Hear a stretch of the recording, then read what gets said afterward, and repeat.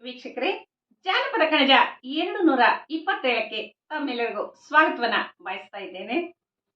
ಕುಟ್ಟಿ ಬೀಸುವ ಹಾಡ ಯಾವಾಕೆ ಕಲಿಸಿದಳೋ, ಕುಟ್ಟಿ ಬೀಸುವ ಹಾಡು ಯಾವಾಕೆ ಕಲಿಸ್ಯಾಳೋ, ಕೃಷ್ಣನ ತಂಗಿ ಸೌಭದ್ರಿ, ಕೃಷ್ಣನ ತಂಗಿ ಸೌಭದ್ರಿ ಕಲಿಸಿದಳು, ಕೃಷ್ಣನ ತಂಗಿ ಸೌಭದ್ರಿ ಕಲಿಸಿದಳು, ಕೃಷ್ಣನ ಮೇಲಿನ ಪದಗೋಳ, ಕೃಷ್ಣನ ಮೇಲಿನ ಪದಗೋಳ.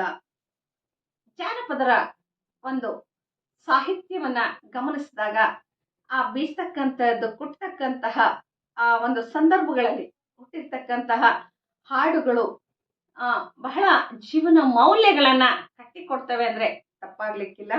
ಆ ತರದ ಕುಟ್ಟುವ ಒಂದು ಸಂದರ್ಭದಲ್ಲಿ ಹುಟ್ಟಿರ್ತಕ್ಕಂತಹ ಈ ತ್ರಿಪದಿ ಕುಟ್ಟಿ ಬೀಸುವ ಹಾಡ ಯಾವಾಕಿ ಕಲಿಸಿದಳು, ಯಾರು ಕಲಿಸಿದ್ರು, ಅದನ್ನ ಯಾರು ಕಲಿಸಿಲ್ಲ.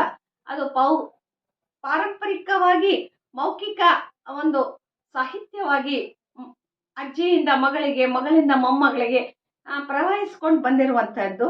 ಅದನ್ನ ಈ ಜ್ಞಾನ ಸರಸ್ವತಿಯಾಗಿರ್ತಕ್ಕಂತಹ ಈ ನಮ್ಮ ಜಾನಪದ ಗರ್ತಿಯರೇನಾಗಿದ್ದಾರೆ ಅವ್ರು ನಾವು ಕಟ್ಟಿದ್ವಿ ಅಂತ ಹೇಳ್ತಾ ಇಲ್ಲ.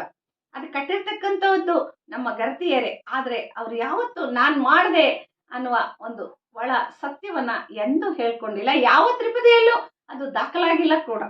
ಹಾಗಾಗಿ ಕುಟ್ಟಿ ಬೀಸುವ ಹಾಡ ಯಾವಾಕಿ ಕಲಿಸಿದಳು, ಯಾರು ಕಲಿಸಿದ್ರು ಅವರೇ ಪ್ರಶ್ನೆ ಹಾಕೊಳ್ತಾ ಇದಾರೆ.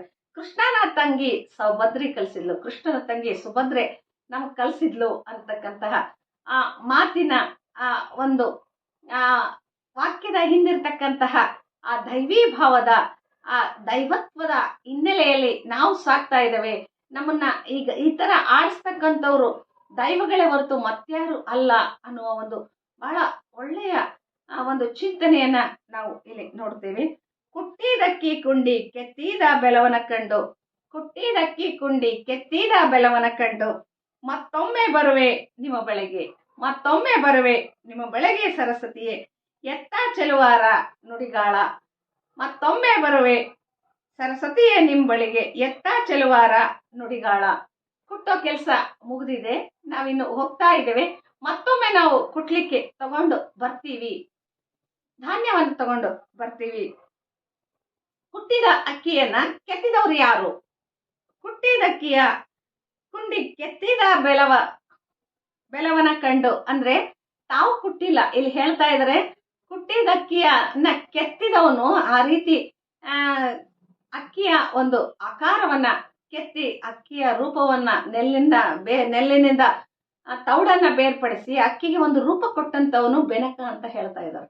ನಾವು ಕೊಟ್ಟಿದ್ದಲ್ಲ, ಅದು ಬೆನಕ ಆ ರೂಪವನ್ನ ಕೊಟ್ಟಿದ್ದಾನೆ. ನಮ್ಮ ಕೆಲಸ ಮುಗಿದಿದೆ, ನಾವು ಹೋಗ್ತಾ ಇದ್ದೇವೆ ಅಂದ್ರೆ ಇಲ್ಲಿ ಕೊಟ್ಟಿರ್ತಕ್ಕಂಥವನು ಬೆನಕ ಅಂತಕ್ಕಂತಹ ಮಾತನ್ನ ಹೇಳ್ತಾರೆ. ಹಾಗೇನೆ ಸುವಂತ ಕುಟ್ಟಿರೋ ಸೋಬತ್ತ ಜಾಣೇರು, ಸುವಂತ ಕುಟ್ಟಿರೋ ಸೋಬತ್ತ ಜಾಣ್ಯರು, ನಿಂತ ಒನಕಿಗೆ ಗಂಧ ಧೂಪ ತೋರಿ, ನಿಂತ ಒನಕಿಗೆ ಗಂಧ ಧೂಪ ತೋರಿ, ಆಡಿ ಕುಟ್ಟಿದರೆ ಧರಣಿಯೊಂದನಕ್ಕೆ, ಆಡಿ ಕುಟ್ಟಿದರೆ ಧರಣಿಯೊಂದಿನಕ್ಕೆ, ಕೆತ್ತಿದ ಬಡಿಗೆ ಸುಖಬಾಳು, ಕೆತ್ತಿದ ಬಡಿಗೆ ಸುಖಬಾಳು. ನಮ್ಗೆ ಕುಟ್ಲಿಕ್ಕೆ ಸಹಾಯ ಮಾಡ್ತಕ್ಕಂತಹ ಆ ಒಂದು ಒಣಕಿ ಏನಿದೆಯಲ್ಲ ಅದು ದೈವಿ ಸ್ವರೂಪ. ಅದಕ್ಕೆ ಧೂಪ ದೀಪಗಳನ್ನ ಇಟ್ಟು ಪೂಜೆಯನ್ನ ಮಾಡಿದ್ರು. ಜನಪದರು ಯಾವತ್ತು ಗುಡಿ ಗುಂಡಾರವನ್ನ ಸುತ್ತಲಿಲ್ಲ, ಸ್ಥಾವರಕ್ಕೆ ಯಾವತ್ತೂ ಬೆಲೆ ಕೊಟ್ಟಿಲ್ಲ. ಜಂಗಮ ರೂಪಿಗಳು ಅವರೆಲ್ಲ ಅಲೆದಾಡ್ತಕ್ಕಂತಹ ತಿರುಗಾಡ್ತಕ್ಕಂತಹ ಜನಸಮೂಹ. ಆ ಕುಟ್ಟುವ ಬೀಸುವ ಹಾಡುಗಳಾಗ್ಬೋದು ಅಥವಾ ಕೃಷಿ ಕೆಲಸದಲ್ಲಿ ಮಾಡ್ತಕ್ಕಂತಹ ಹಾಡುಗಳಾಗ್ಬೋದು, ಆ ಎಲ್ಲ ಕಡೆನ ಅವ್ರದ್ದು ಒಂದೇ ರೀತಿಯ ಚಿಂತನೆಗಳನ್ನ ನಾವು ನೋಡ್ತೇವೆ. ಅವರು ಜಂಗಮ ರೂಪಿಗಳಾಗಿ ಜಂಗಮತ್ವಕ್ಕೆ ಬೆಲೆಯನ್ನ ಕೊಟ್ಟಂತವ್ರು. ಇಲ್ಲಿ ಕೆತ್ತಿದ ಬಡಿಗೆ ಸುಖ ಬಾಳು ಅಂದ್ರೆ ಆ ಒಣಕೆಯನ್ನ ಮಾಡಿ ಕೊಟ್ಟಂತಹ ಆ ಬಡಗಿ ಏನಿದನಲ್ಲ ಆ ಬಡಗಿಯನ್ನ ಇವತ್ತು ನೆನೆಸ್ತಾ ಇದ್ದಾರೆ. ಆ ಒಣಕೆಗೆ ಅವರು ಪೂಜೆಯನ್ನ ಮಾಡ್ತಾ ಇದ್ದಾರೆ.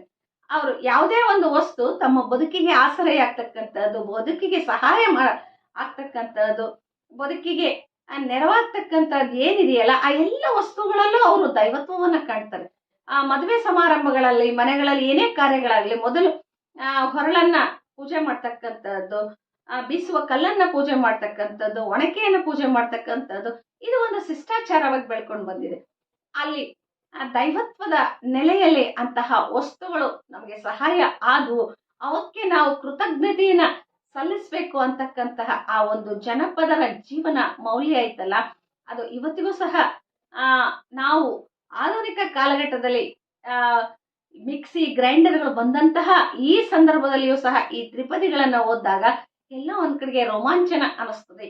ಆ ದೈವತ್ವದ ಹಿನ್ನೆಲೆಯಲ್ಲಿ ತಮ್ಮ ಕೆಲಸ ಕಾರ್ಯಗಳನ್ನ ಮಾಡ್ಕೊಳ್ತಾ, ತಮ್ಮಲ್ಲಿರ್ತಕ್ಕಂಥ ಆತ್ಮಸ್ಥೈರ್ಯವನ್ನ ಹೆಚ್ಚಿಸ್ಕೊಳ್ತಾ, ತಮ್ಮಲ್ಲಿರ್ತಕ್ಕಂತಹ ಶ್ರಮವನ್ನ ಮರೆಯುತ್ತಾ, ಎಲ್ಲವನ್ನ ದೈವ ಸ್ವರೂಪಿ ದೇವರು ಕೊಟ್ಟದ್ದು ನಾವೇನು ಮಾಡಿಲ್ಲ ಅಂತ ಅವಿರತವಾಗಿ ಶ್ರಮ ವಹಿಸಿ ಆ ಕೆಲಸ ಮಾಡೋದು ಏನಿದೆಯಲ್ಲ, ಅದು ಜನಪದರಲ್ಲಿರ್ತಕ್ಕಂತಹ ಒಂದು ಶ್ರೇಷ್ಠ ಮೌಲ್ಯವಾಗಿ ನಾವು ಇವತ್ತು ಗುರುತಿಸ್ಕೊಳ್ಬೇಕಾಗ್ತದ. ಧನ್ಯವಾದಗಳು.